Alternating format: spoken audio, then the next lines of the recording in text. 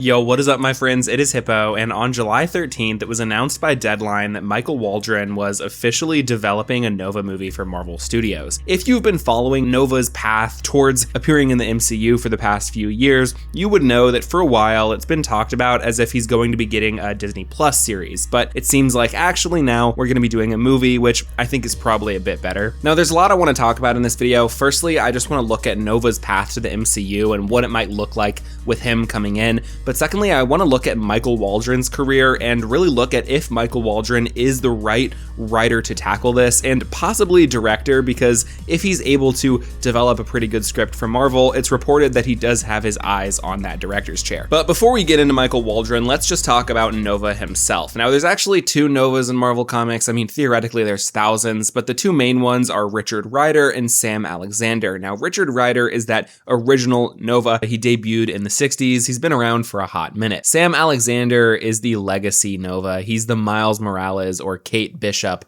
of that mantle. You can always tell them apart by the color of their helmets. Richard wears yellow and Sam wears dark blue. A year ago, when Michael Waldron was making his show for Hulu, Chad Powers, he talked about how he thought that Glenn Powell would make a pretty good Dick Rider in the MCU, and so as such, I highly doubt this is a Sam Alexander project, because it seems like Michael Waldron has had Richard Rider on the mind. But writing a Nova project at this point in the MCU has to be a Herculean effort, because first of all, the Nova Corps are dead. They died off-screen, killed by Thanos before the events of Infinity War, which to this day I think was a pretty silly decision. In Nova's origin, there's this Nova Corps member called Roman Day who crashes on Earth and ends up giving power to Richard Rider, this normal teenager from New York. He's functionally a Peter Parker type character. It was kind of an elevation of that Peter Parker everyman thing where, okay, now it's like, let's take this everyday kid and put him in space. And that was kind of the appeal of Nova initially. What is really great about Nova over the years is that he, I think, is one of the best examples in comics of a character really succeeding in becoming like from a boy to a man. I mean, for decades, Nova was a character that was like a teenager. He was kind of a little shit. He was a little showboat. But during the story Annihilation, he really grew up. He really locked in. He went to Earth and he was like going to the heroes during the events of Civil War, actually. And he was telling them, hey, this big invasion from Annihilus is coming. We gotta do something about this. He's gonna take over the universe.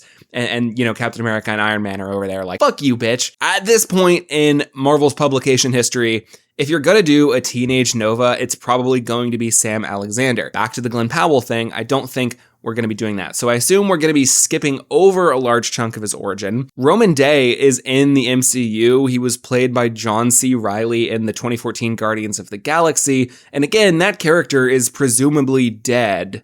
So he probably won't be giving the powers to Richard in this Nova project. Nova is a character that you could do a lot with too. He's been on teams, he's done solo stuff, he's led teams. I don't believe that if you cast Glenn Powell and made him like a little more silly than he is as an older guy in the books, that like most people would mind. I think that if Glenn Powell really brought like kind of charisma that he had in Hitman to Richard Rider, that could be really effective. When I was in high school, I actually had a fan cast for Richard Rider, the dude who plays young Neil in Scott Pilgrim. To this day, I think that's a really good fan cast, really inspired stuff from me.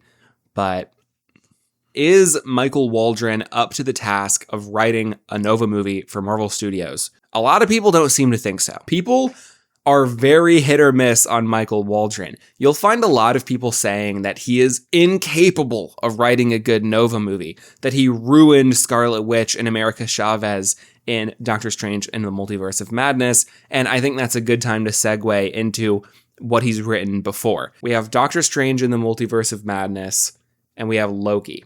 Those are the two MCU projects that he's worked on. Now, he also developed the show for Hulu, Chad Powers, with Glenn Powell, and he wrote one episode of Rick and Morty. Now, I point out one because a lot of people will say like, oh, Marvel is obsessed with Rick and Morty writers because they hired Michael Waldron and Jeff Loveness to do some projects. Michael Waldron wrote one episode of Rick and Morty. Now, this was a good Rick and Morty episode. This is one of the better received ones from season 4, The Old Man in the Seat. It follows Rick trying to find out who used his secret toilet a place he crafted to avoid the outside world, the one place he can be truly alone. He's a shy pooper. The man he eventually finds who shit in his toilet, the violator, the toilet thief, as Rick puts it, suggests that they're one and the same, just two men scared of intimacy and vulnerability.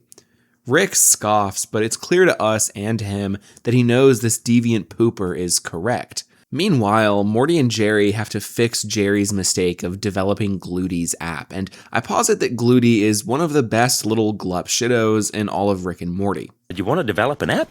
I'll pass, Gluty. Your loss. Oh, yeah? Why is that? That's an app you'd want to develop. Can I ask what it is? Of course you can. That's always the first step in app development. Summer uses said app that is essentially automated Tinder as the subplot explores what intimacy is, resulting in Jerry and Morty up against this race of aliens who have mastered intimacy, whilst Beth tries to save Summer from this insane situation. The episode explores ego, vulnerability, partnership, and gender roles as they pertain to parental roles. If we look at the Marvel projects written by Michael Waldron, Loki, and Doctor Strange Multiverse of Madness, we see scripts that follow extremely strong men humbled in a way, taken back out of their depth. I think of Loki seeing the Infinity Stones used as paperweights and then watching his own death. I think of Doctor Strange being confused and unsure of what's going on as a teenager fills him in. And I just see all of this as an avenue to us having a movie with a Nova who is struggling with PTSD from the destruction of the Nova Corps before Infinity War. Maybe a Dick Ryder who acts like New Warriors era Nova. He showboats, he argues with Night Thrasher and lashes out, but deep down he's miserable. Sound familiar?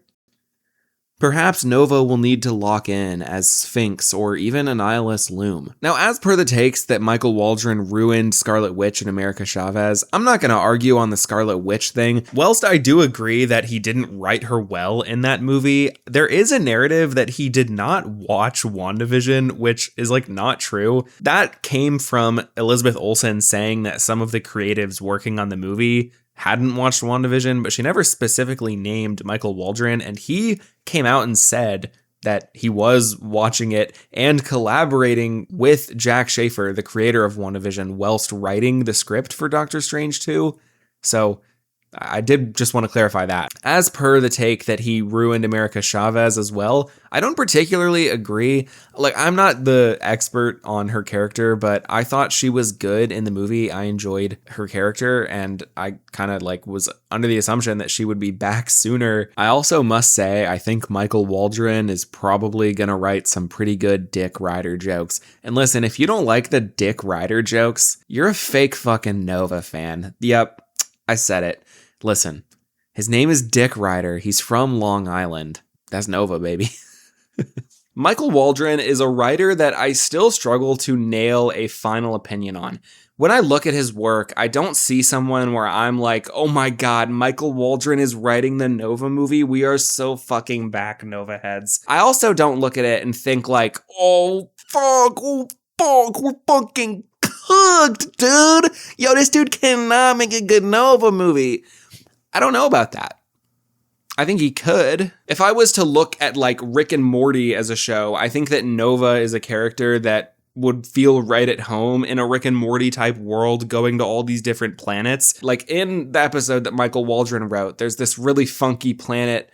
I like the design of that. Obviously, Michael Waldron didn't animate that, but I don't know. My favorite Nova story is Annihilation. I also think it's not sensical to do Annihilation as your first Nova movie. I do think introducing Nova could be a really good path towards doing an Annihilation crossover story that features Nova as a protagonist. If Marvel are really smart, if they really play their cards right, there's a lot that they could use to set up. Like I said, Annihilation. If I had to take a guess for what would be the villain in this movie, because guys, I'm going to level with you as a fan of Nova. This motherfucker does not have good villains. You've got Annihilus, who used to be a Fantastic Four villain. I would call him a Nova villain now, but I digress. And then you've got Diamond Head.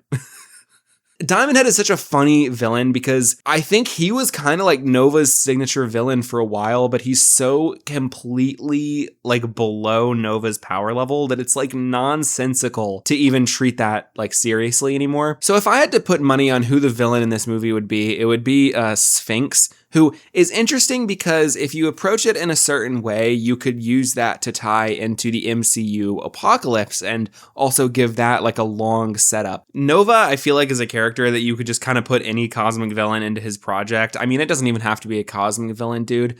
Like, I'm pretty sure you could just throw like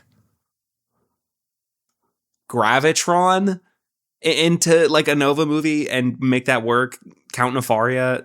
You could also go the route of having Nova be kind of more tied into Guardians of the Galaxy. Maybe he guides that new Guardians roster that has Phyla-Vell, I think, on it. Is Michael Waldron up to the task?